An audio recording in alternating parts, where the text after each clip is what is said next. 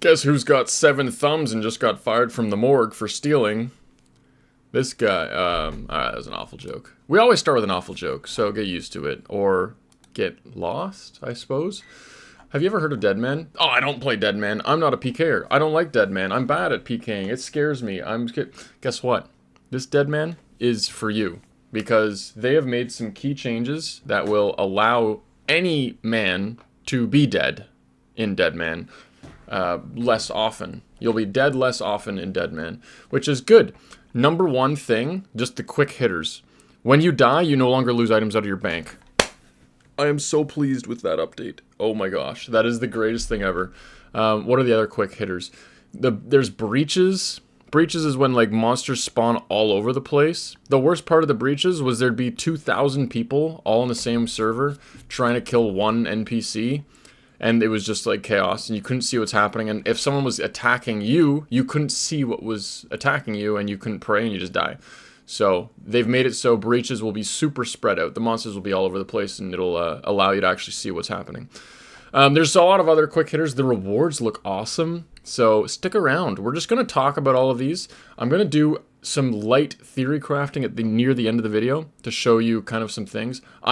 If you came and joined my, realm through either the League starting guide that I made or the, what was it called, Gridmaster starting guide, I'm going to be doing one for Deadman. I do not PK. I can, and I do enjoy it from time to time, but I don't. I'm a PVMer, and I like making money, and I like just having fun with the boys and stuff like that. In Deadman last time, I made, like, at least 500 million coins from playing, like, 30 to 50 hours of Deadman mode over the span of a couple weeks. Part of that was the rewards were very expensive, and the other part was you can swap gold off of Deadman servers to the main server by trading people. You do it the simplest way. You stand at the Grand Exchange and you say selling Deadman gold, 10 to 1 coins for something like that. That's kind of how the rates start off. And someone will say, yeah, I'll buy 10 mil off of you, which is the equivalent of 100 mil in the main game. So you do the trade over 10 or 15 trades. You split it up. So worst case scenario, you get scammed for 10 mil tops, which is not 100 mil. That's a lot of rambling to get us started. If you like rambling, subscribe, like.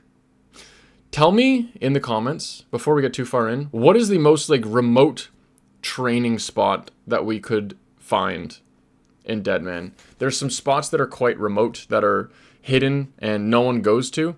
What's your best thought? Mine, which I'll show you in a bit, this guy right here. Love it. A lot of people have used it. It's so good. Okay, here's what we're doing. Yeah, they even start off with, I've never done PvP before. It doesn't sound like it's something for me. I actually do think people who don't play Deadman could enjoy it. You could enjoy it for a day just to try it out, and then sell off all of the money you made, and then quit. And it's going to be it'll be quite good. Honestly, they've changed so many things in this to make it good. Here's the thing. This is the most exciting part. Any NPC has a chance of dropping some enhanced loot, but instead of enhanced loot, they're giving you a chest, like an actual giant chest that you can open and take items from. So number one, there was a glitch for years. Superiors, like superior slayer creatures, wouldn't spawn if the NPC was up against a wall and there wasn't enough space to spawn it. So they just wouldn't spawn. So there's some people would be like, man, I've killed 800 blood veils, I haven't gotten a superior creature. Well, yeah, that's because you can't. So these chests are big. I'm hoping they change their mind and make those a 1x1 or fix that so it's not a glitch. I don't know. Interesting. So when this chest spawns, it will take you 60 seconds to open it, or 30 seconds if you're in multi-combat. You don't need a thieving level or lockpick or anything. You just click on it and it'll open. It takes a while. The incentive there is it's dangerous. The whole point of Deadman mode is that it's dangerous, but this is just like a little side thing. Like if you get one of these drops, they're rare. They're very rare. You should be super hyped. And if you're that's why I asked, comment the most remote training places. Because if you're killing some monsters that are remote and you get one of these, you want to be hidden. And even better, you go to a spot where you've got teammates there to cover you. Be like, yo, I got a chest, everyone come here quick. And then they can cover you for 60 seconds while you open it. Couple of new items that'll be coming from it is the Thunder Khopesh and the Dog Sword, which is crazy. Now, I don't want to go into all the numbers and what that is, but those are just 2 powerful weapons that you can get that will be pretty cool to use and to get. So in the previous Deadman modes, there have been these relics, just like Leagues. and these are all they're like these little skulls that you could get. Now they're making it so you can buy them from the shop with points, which is awesome. Because yeah, there's a whole refresher on how these work, but they're so fun to use. I found the most difficult part of them was like you'd have to, every time you change content, you would have to switch which relics you had active because you're only allowed 3 at a time. So it's good. There's some combat focused ones. Some of them increase how good your protection prayers are. Some of them make it so that you get 100% fish cooking and, I don't know, 60% reduced damage from NPCs. There's some really, really strong ones. For example, there's a hunter one, which makes you get like double chin chompas, for example. I don't know. That's like, I don't even know what that one does, but for example, that's kind of what they're. Is there anything on here? Meticulous Mage was really good for magic. Lightbearer is like, it gives you spec back faster.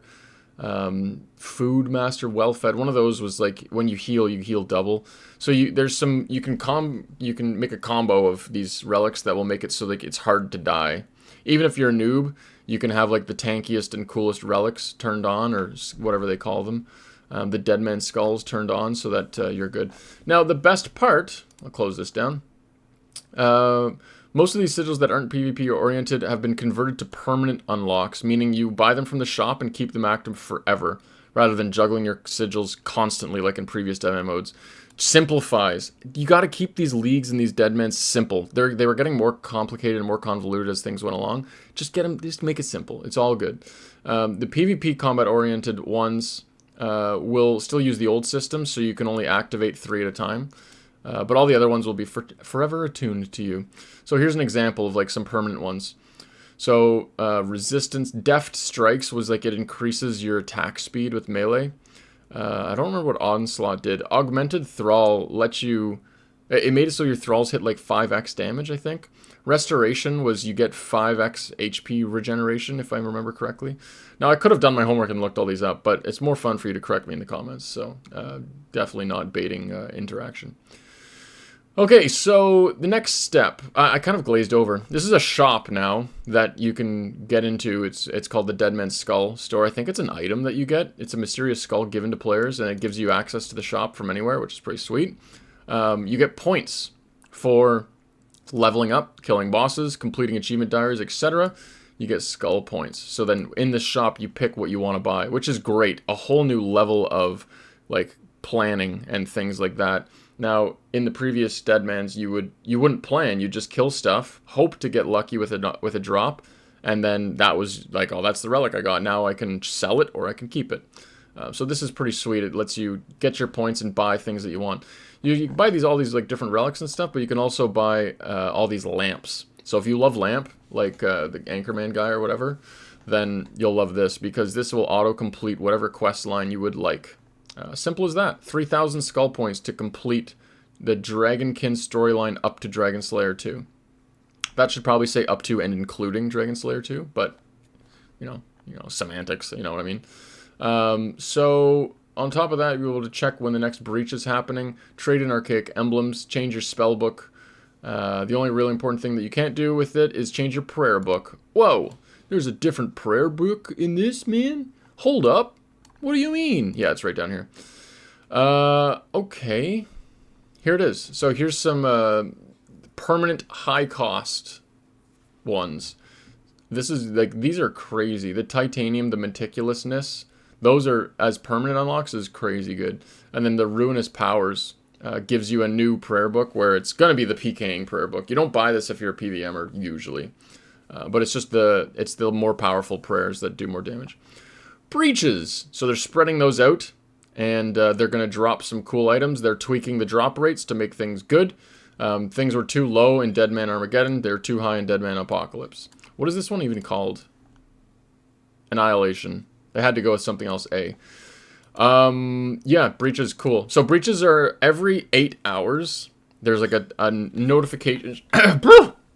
Almost choked on air. There's a notification in-game that will say a breach has spawned. There's monsters flooding around Varrock, for example. I think Varrock's all safe zone, but maybe not.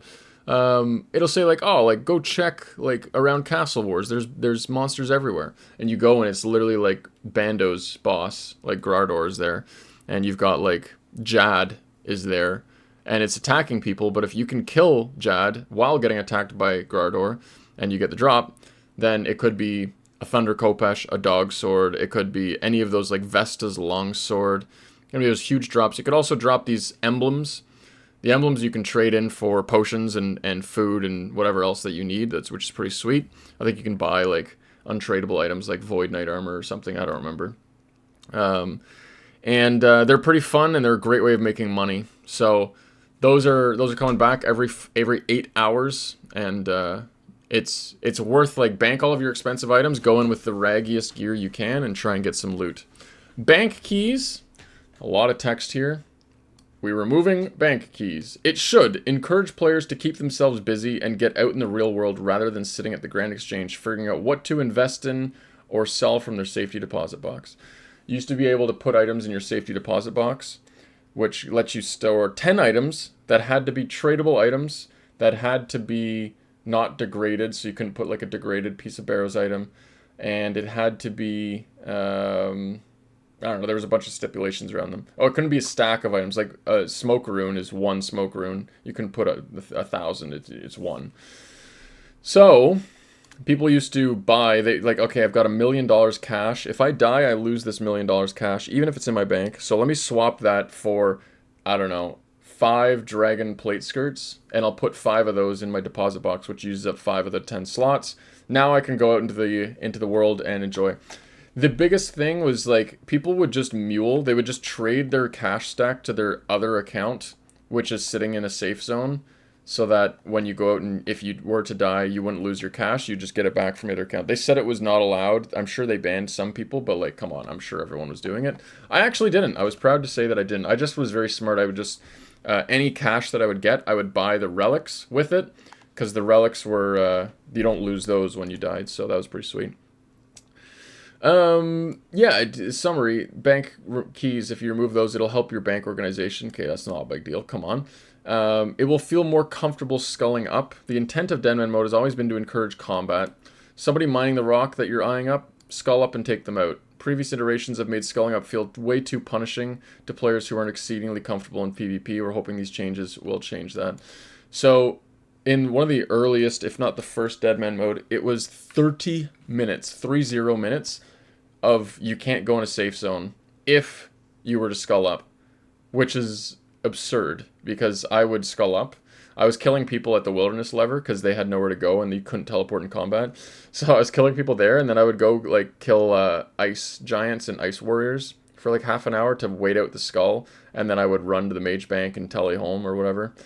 It was just a waste of time. So now they've changed it so I think it's 5 minutes when you skull up. But even with that, I was like, I don't want to skull up and die and lose all of my stuff in my bank, all my good stuff. So this is I cannot overstate how nice of a change that is.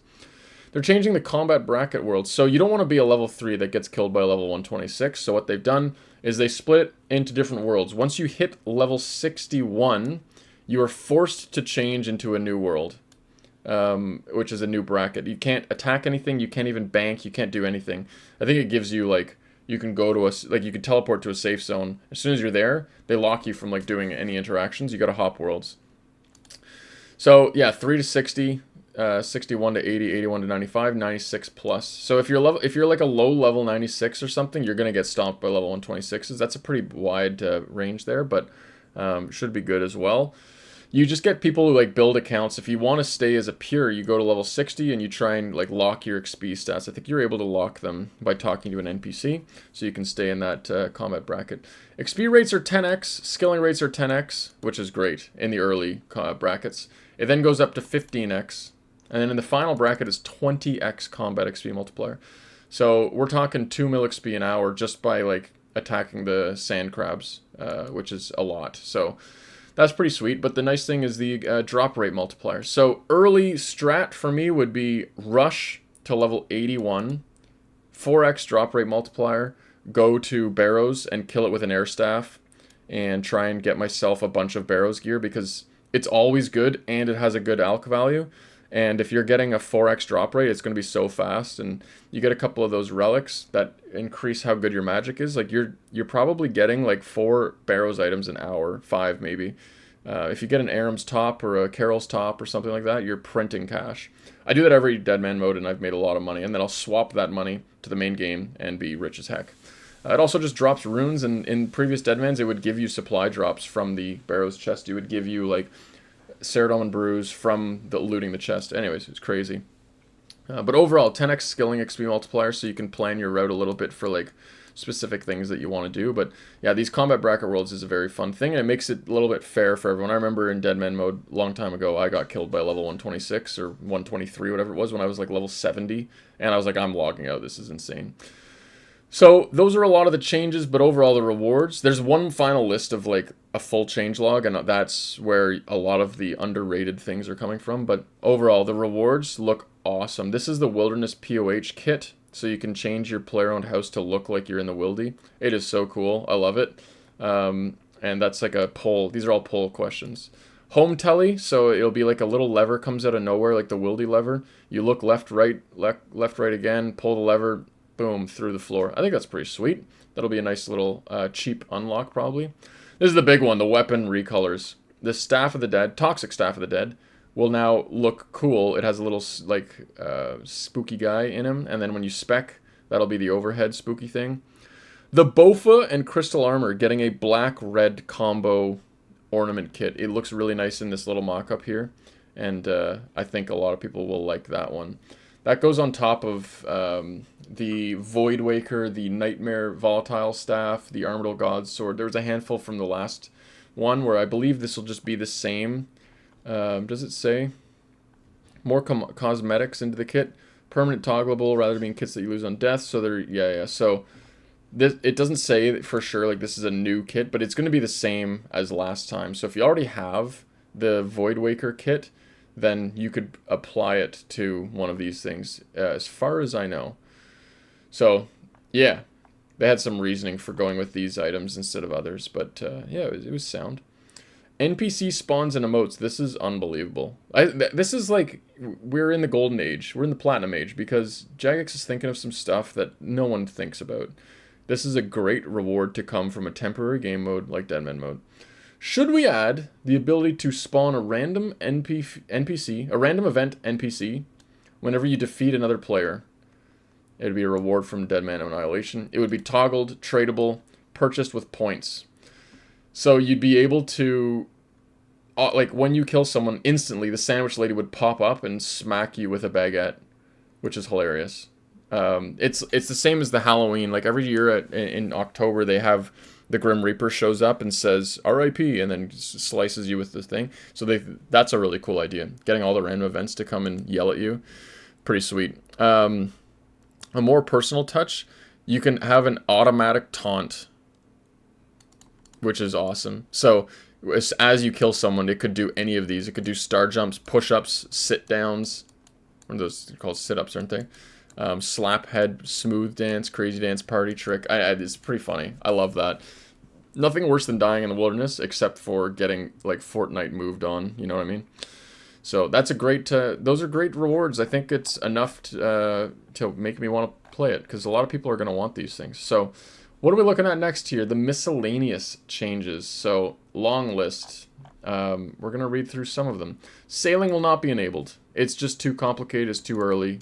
Honestly, I'm fully on board. Don't enable sailing in this. I don't know what you could do. They got to make PvP, like sailing PvP first, before they can add it to this, for sure. You can, after the Deadman mode is over, you can migrate your character to World 345 with all of your stats, and you'll lose some of your gear that you had, but there's a permanent Deadman mode world, so if you liked it and you want to keep playing, you can. It's pretty sweet. Global loot table features increased resource drops and reduced alks, which is pretty sweet. There will be a variant of Ancient Warrior armor that's added to the global loot table, which has high offensive stats and low defense stats. So you could get like Vesta's armor, or Statius armor, or Morrigan's armor, which is pretty sweet. Huge update here. The PJ timer will be increased from 20 to 24 ticks, meaning if player A is fighting player B, would-be attacker player C will need to wait 24 ticks after player B's last hit against player A, you can't get PJ'd. It would take 24 ticks to do so. So the way that kind of works, 14 seconds, like a barrage, ice barrage is 20 seconds. So you freeze someone, you've got 20 seconds to hide around a tree and teleport, basically, is what it would be. In the past, like, it takes time to teleport in this game mode. It gives you, like, a 10-second countdown. Now, like, you've got a 4-second buffer instead of it just being, like, a 1-second buffer. Like, it was so fast, and you would get PJ'd by a third player. So even in single combat, a third player could roll along, they could trade you off, and it was just not good. What do we got here? Maniacal monkeys are no longer going to drop everything all the time. That's a good change. Looting bag has been made to significantly drop more... Oh my gosh. Yeah, I'm just going to move on because like I can't read that. Rebalancing some Deadman points. You will be able to enter raids while in combat. As a raid lover, I just couldn't do them on Deadman mode because there would be people there standing trying to PK me. And the second I'd get near Chambers of Zarek, I would die, because I'm like, as soon as they attack you, you can't really bank, and you can't teleport, and you can't go into the raid. Now, if you're able to just enter the raid while in combat, I will actually be able to do raids and get away from them. Like, you just got to tank them from the bank to get to the raid, and you're good to go. Respawn rates for all NPCs will be faster, so that's a huge thing to think about when you've got NPCs that you want to kill and stuff like that. I wonder if I got logged out here. No. Yeah, that's honestly an underrated little change there. Default respawn point will be the Grand Exchange. XP can be gained inside instances, but your gains will only be multiplied 3x rather than the 15 to 20x combat multipliers. So that's pretty sweet. Some, like, you know, if you're killing a Raxor, you're in an instance, and you'll still get full Slayer XP while you're in there, which is cool, but you won't get full combat XP. Tier 5 emblems will be reduced rate from Wilderness Slayer. They were so overpowered in the Wilderness last league. I was just farming those. What do we got here? While in a safe zone, there will no longer be a delay for players trying to log out, eat food, or drink potions. Yeah, really nice update. Bladed Overloads will do 5 damage, and your defense level will decay down to 90%, up from 80%. So you can get overloads in Deadman mode, and they used to do 25 damage and lower your defense to 80%. Now it's 90% and they only do 5 damage. Right on the start of the league, you will get a Chronicle, some tuna, a looting bag, and an untradeable cape with some small combat bonuses. So you get some stuff right upon logging in, which is pretty sweet. There's no hit point requirements for Rancor, Confliction Gauntlets, Zenite Jewelry, etc. Weapons made from tormented synapses will not require completion of Wild Gothic Sleeps to use. So that's actually huge because the Purging Staff has such a high magic accuracy and magic defense that it is a very sought after weapon, but people weren't really soughting after it in Deadman mode because you had to do Wild Gothic Sleeps quest to do it. So that's pretty sweet. Unnoting Bones at the Elder Chaos Druid and the Wood Chaos, so that's back. Cool. Wow. You can resize your spell book in this mode. So if you want a Ice Barrage that fills the entire thing here, then you can. Private instances at God Wars Dungeons will be disabled. That's huge. It's very smart to do that as well. Just means clans will be running those pretty strong. That's it. We're up to speed. So where's my thing? That's my background. I hope you liked it. So here's I'm at the Gorax Plain. Okay. Now how I got here was from the Grand Exchange. So I would go from the GE. Yeah, here we go. I go right over to here, and I would tell you, you just like check that there's no one here. You pop in. The high combat level makes for these being very good things to kill.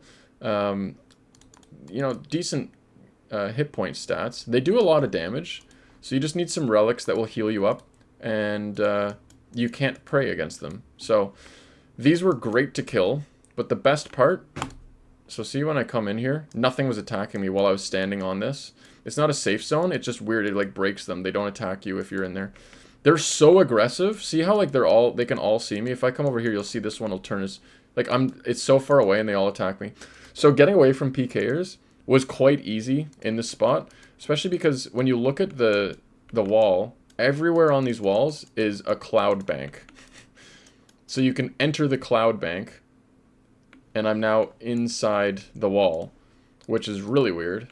I don't know if people know this, but yeah, we're in the Gorax Plain, so it's just a fairy ring to get here.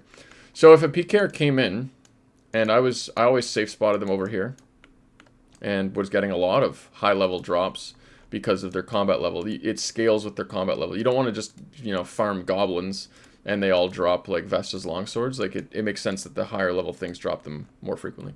So PKer would come in and I'd be around the corner. Even if they ran instantly, I still had time to get into the cloud bank, hit my teleport, and by the time they actually got to me, I was already tellied. Otherwise, people, like the good PKers would realize, they'd come in here, they'd see me go into the cloud bank, and they'd just give up, and they'd just leave. So, it was a very safe spot to do this. I'm not leaking a crazy strat. People have known this for a while.